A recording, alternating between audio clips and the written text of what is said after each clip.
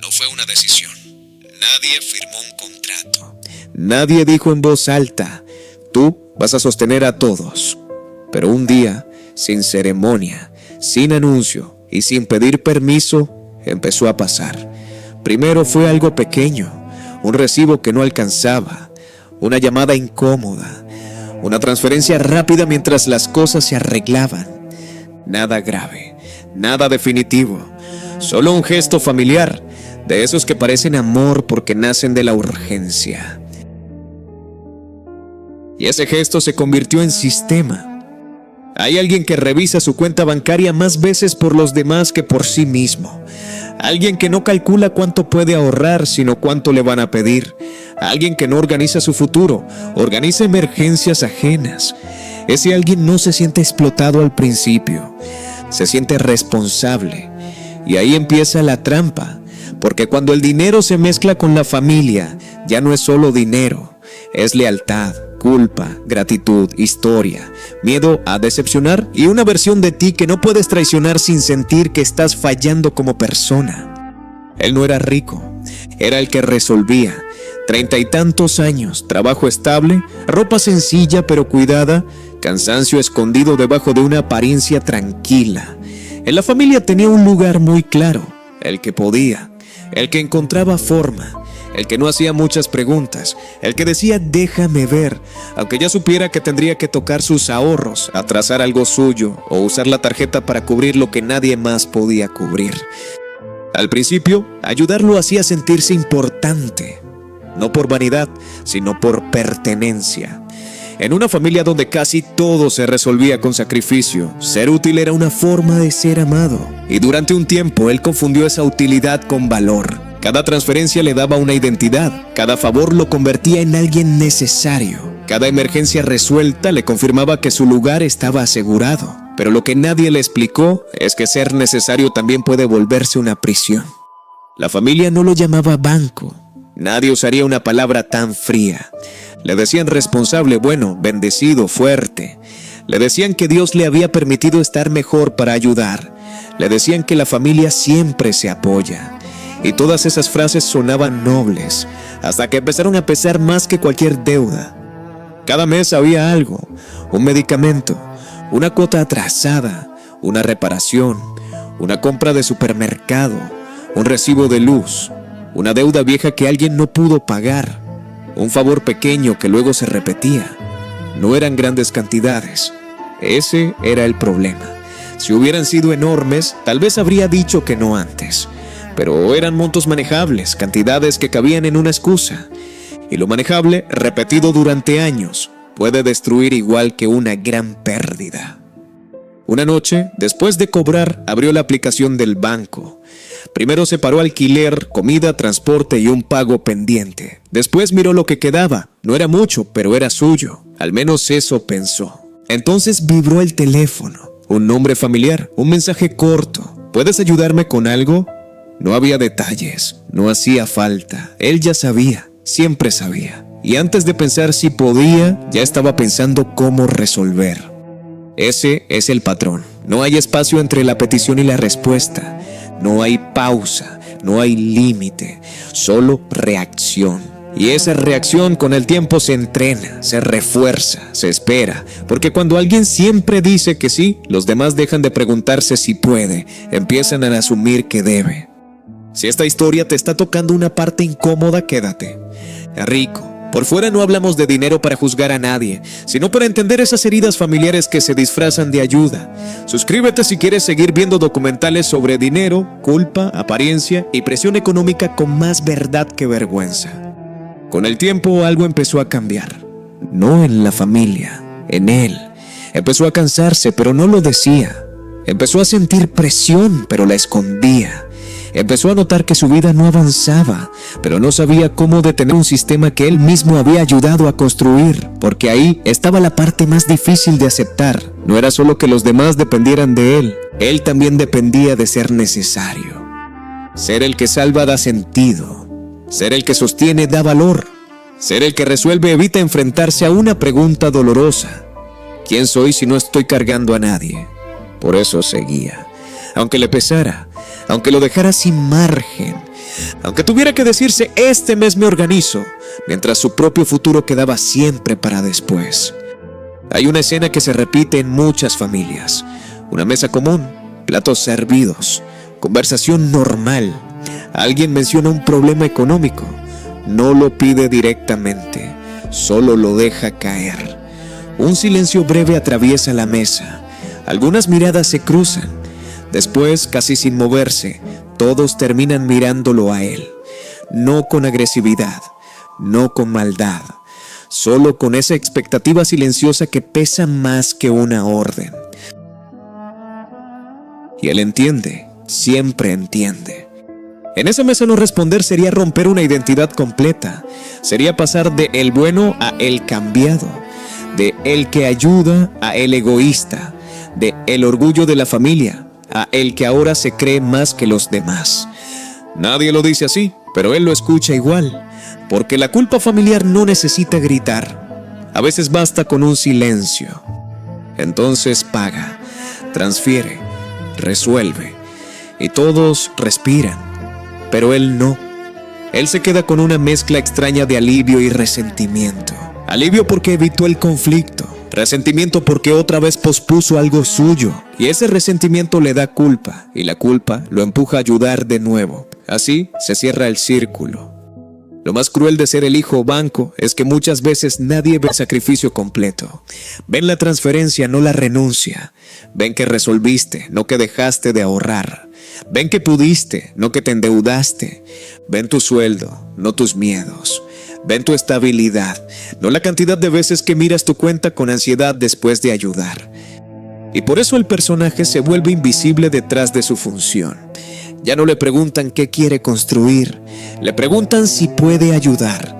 Ya no le preguntan cómo está, le preguntan si tiene.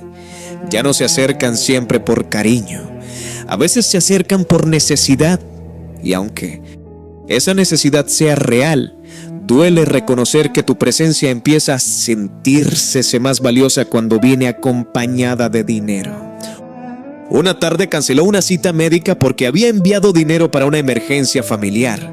Otra vez dejó de comprar algo que necesitaba porque alguien tenía una deuda más urgente.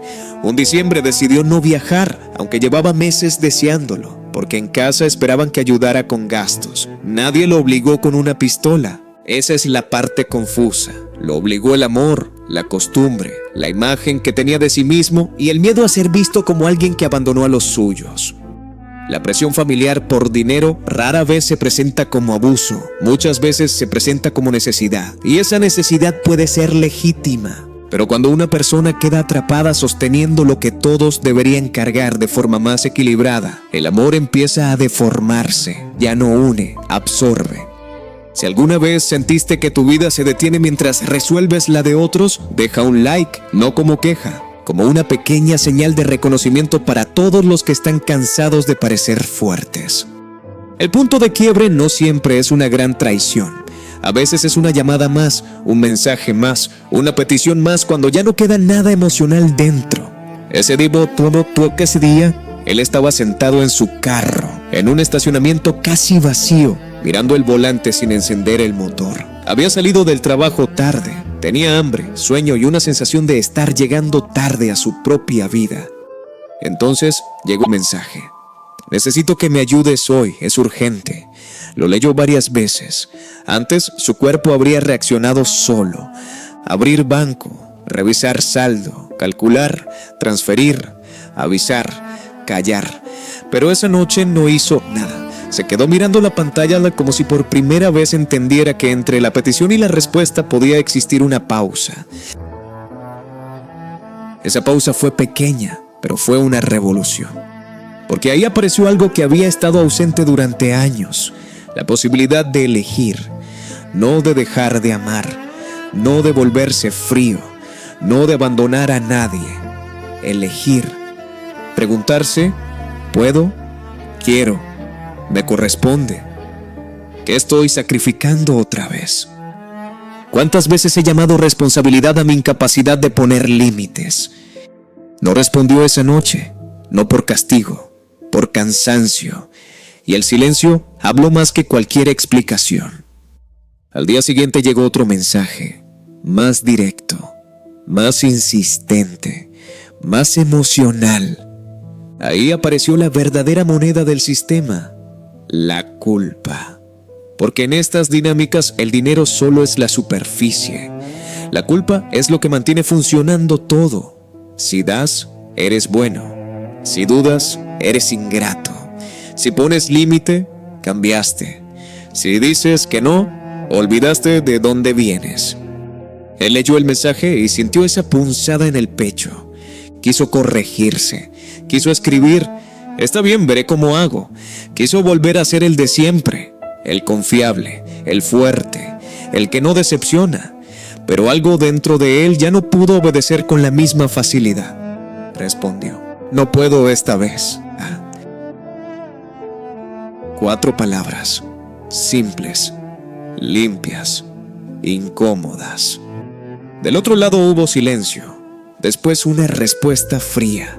Nada dramático, pero suficiente para que él entendiera que algo se había movido. Porque cuando alguien deja de ser banco, el sistema se desajusta. Y cuando el sistema se desajusta, revela cosas que antes estaban escondidas.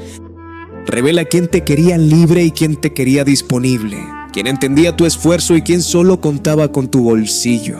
Quién te amaba como persona y quién se había acostumbrado a tu función. Esa claridad duele, pero también libera. Porque por primera vez él empezó a ver cuánto de su vida estaba hipotecada por expectativas familiares.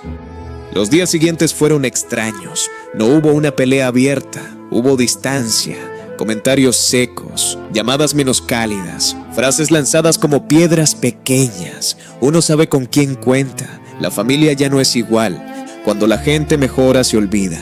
Nadie mencionaba directamente el dinero, pero todo giraba alrededor de él. Y ahí entendió otra cosa. Algunas personas no se enojan porque dejaste de amar. Se enojan porque dejaste de financiar una comodidad que ya daban por segura. Esa verdad no lo hizo sentir fuerte de inmediato. Lo hizo sentir culpable. Durante días caminó con una sensación de traición en el cuerpo. Trabajaba, comía, dormía poco y pensaba si había sido demasiado duro. Esa es la parte que casi nadie cuenta sobre poner límites. Al principio no se siente como libertad, se siente como pérdida. Porque decir no también implica perder una versión de ti, la versión que todos admiraban, la versión que resolvía, la versión que era necesaria. Y durante un tiempo, sin ese papel, uno se siente vacío. No sabe cómo sentarse en una reunión familiar sin ofrecer solución. No sabe cómo escuchar una queja sin sacar la billetera. No sabe cómo recibir amor si no está pagando algo. Por eso, salir del rol de hijo banco no es solo una decisión financiera. Es una reconstrucción emocional. Hay que aprender a ser querido sin comprar tranquilidad. Hay que aprender a acompañar sin absorber. Hay que aprender a ayudar sin desaparecer. Y sobre todo, hay que aprender a soportar el malestar de otros sin convertirlo automáticamente en una deuda propia.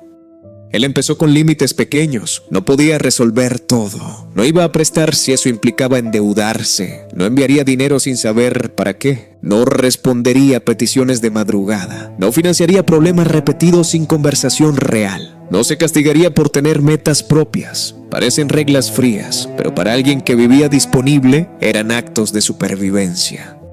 Algunos familiares lo entendieron, otros no. Algunos se adaptaron. Otros buscaron culpabilizarlo, pero por primera vez su dinero empezó a tener dirección. No mucha, no perfecta, pero dirección. Una parte para pagar sus cosas, una parte para ahorrar, una parte para vivir sin sentir que cada gusto era una traición. Un domingo por la mañana hizo algo que parecía insignificante. Compró algo para su casa sin justificarlo ante nadie. No era lujo. No era exceso, era una mesa pequeña para trabajar mejor. La armó en silencio, en un apartamento modesto, con luz verde entrando por la ventana. Mientras apretaba los tornillos, sintió una mezcla de tristeza y alivio. Tristeza por todo lo que había pospuesto. Alivio porque por fin algo de su esfuerzo estaba quedándose con él. Ahí entendió que el problema nunca fue ayudar. El problema fue desaparecer dentro de la ayuda. Hay una diferencia entre apoyar y sostenerlo todo, entre tender una mano y convertirse en estructura, entre amar a tu familia y pagar el precio de todos sus desórdenes, entre ser generoso y vivir sin derecho a futuro. Esa diferencia cambia una vida entera. Porque cuando una familia convierte a un hijo en banco, no solo le pide dinero, le pide tiempo, energía, paciencia, oportunidades, descanso, libertad. Le pide que sea adulto antes de descansar. Le pide que no falle. Le pide que no necesite. Le pide que siempre tenga. Y nadie siempre tiene. El hijo banco suele cargar una herida antigua, la idea de que su valor depende de cuánto puede resolver. Tal vez creció viendo carencias. Tal vez escuchó demasiadas veces que había que sacrificarse. Tal vez sintió que progresar era una deuda moral con todos. Tal vez confundió salir adelante con sacar adelante a todo el mundo al mismo tiempo. Pero nadie puede construir una vida propia si cada ladrillo se lo piden para reparar casas ajenas. Con los meses, él no se volvió egoísta. Esa era su mayor preocupación. Seguía ayudando cuando podía y cuando tenía sentido. Pero algo cambió. Ya no ayudaba para evitar culpa. Ayudaba desde claridad. Y cuando no podía, lo decía sin escribir un ensayo de disculpas. No siempre lo lograba con calma. A veces le temblaban las manos. A veces se sentía cruel. A veces extrañaba ser el de antes. Pero ya no quería volver a vivir como una cuenta compartida sin consentimiento. Si llegaste hasta aquí, comenta, no soy banco. No como rechazo a tu familia, sino como límite a una vida donde tu amor se mide por transferencias. Y suscríbete a Rico por Fuera si estas historias te ayudan a entender el dinero como una herida humana, no solo como números. La libertad no llegó de golpe, llegó en escenas pequeñas. Un mes donde no usó la tarjeta para cubrir una emergencia ajena. Una conversación donde escuchó sin ofrecer dinero. Una tarde donde compró comida sin sentir que estaba quitándole algo a alguien. Una noche donde apagó el teléfono y no se castigó por descansar. Una mañana donde revisó su cuenta y por primera vez en mucho tiempo no sintió que todo lo suyo ya pertenecía a otros. También perdió cosas. Perdió aprobación. Perdió el papel de salvador. Perdió la fantasía de que si daba suficiente algún día todos lo verían de verdad. Porque esa es una de las mentiras más dolorosas. Creer que si te sacrificas lo suficiente, finalmente te amarán sin pedirte más. Pero una dinámica basada en dependencia casi nunca se sacia. Solo se adapta al nuevo nivel de entrega. Por eso la salida requiere una verdad incómoda. A veces tienes que decepcionar a personas que amas para dejar de traicionarte a ti mismo. No todas las familias usan a alguien con intención. Muchas simplemente se acostumbran. Y la costumbre puede ser tan fuerte como el abuso. Si siempre fuiste el puente, nadie aprende a cruzar solo. Si siempre fuiste el colchón, nadie siente el golpe completo de sus decisiones. Si siempre fuiste el banco, nadie desarrolla responsabilidad real sobre su propia economía. Amar también puede ser dejar que otros enfrenten consecuencias. No con crueldad, con respeto, porque cuando pagas todo, no siempre estás salvando. A veces estás retrasando una lección. A veces estás comprando paz temporal a costa de tu futuro. A veces estás manteniendo viva una dependencia que después te culpará por cansarte. Él entendió eso tarde, pero lo entendió. Y cuando lo hizo, dejó de preguntar únicamente, ¿cómo ayudo? Empezó a preguntar, ¿qué estoy enseñando cuando siempre pago? Esa pregunta cambió sus respuestas. El dinero no solo compra cosas, también compra roles, compra silencios, compra aprobación, compra una silla en la mesa, compra la sensación de ser indispensable. Y si no tienes cuidado, puede comprarte a ti, puede convertir tu sueldo en patrimonio emocional de otros, puede convertir tu éxito en obligación, puede convertir tu amor en servicio permanente. Por eso esta historia no termina con una ruptura familiar perfecta ni con una victoria brillante. Termina con algo más real. Una persona aprendiendo a existir sin financiar su derecho a ser querida. Una persona todavía con culpa, todavía con dudas, todavía con afecto por los suyos, pero también con una frontera nueva alrededor de su vida. Porque hay una verdad incómoda que pocas familias dicen en voz alta. A veces, el que más da es el que menos puede ser.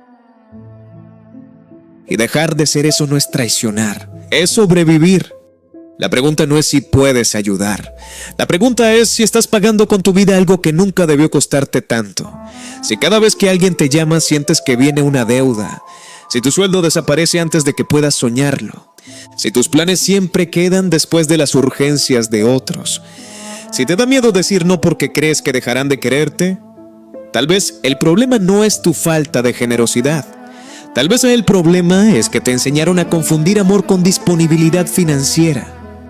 Ayudar debería construir vínculos, no borrar personas. Así que la próxima vez que vibra el teléfono, no respondas desde el miedo. Respira, mira tu vida, mira tus límites, mira lo que estás dejando de construir. Y pregúntate si vas a ayudar porque puedes, porque quieres y porque corresponde. O porque todavía necesitas demostrar que vales. Esto fue Rico por Fuera. Si esta historia te hizo pensar en alguien, compártela. Tal vez esa persona no necesita que le digan que sea más duro. Tal vez necesita escuchar que puede amar a su familia sin vivir como banco y que todavía está a tiempo de recuperar su nombre, su futuro y su paz.